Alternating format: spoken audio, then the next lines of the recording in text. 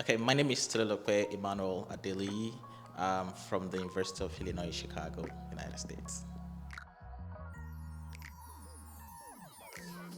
Chose to pursue the path of climate intervention because I was interested in understanding how SRM reduce climate change across Afro-Asian monsoon region, particularly because this region are regions of the world that are really vulnerable to climate extremes.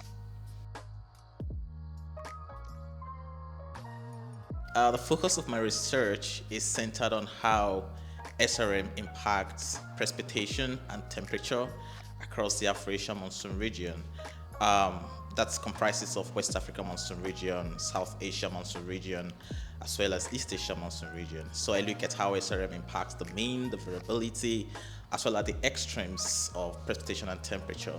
And beyond that, I looked at the mechanisms that drives the responses due to the impact of SRM, and I also look at the socioeconomic impact, specifically population exposure.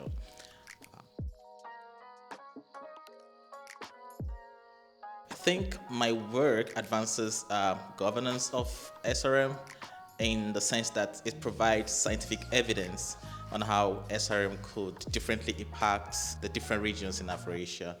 And I believe this would actually help to inform fairer decision making and would also promote climate justice. And beyond that, it helps decision makers to make to have consideration of these vulnerable regions when making decisions about implementation and all.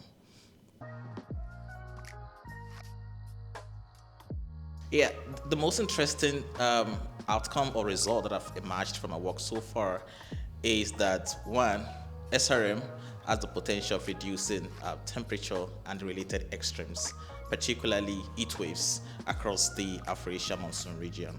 And this is interesting because in the long run, this is going to have lower population exposure to this risk. That's the heat wave risk.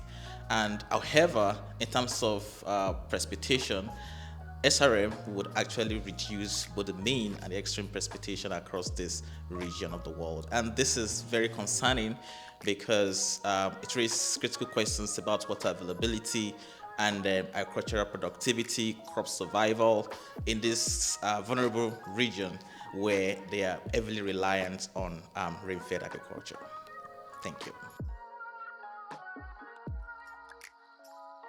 Oh, yeah, it's really very eye-opening. I've been a physical scientist all the while, so I never had any idea that there are people from other disciplines who are actually also looking at how SRM impacts the community.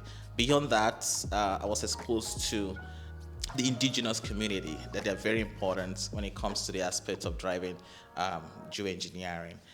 Beyond that, communication is key because that drives the perception of the people as regards geoengineering. So as climate scientist or as a physical scientist in this field, I've learned from other colleagues that aside from reporting what I've seen in my research in a scientific language, I should also endeavor to also put it down in simpler forms so that the people in the community, the local community, can actually understand what it's all about.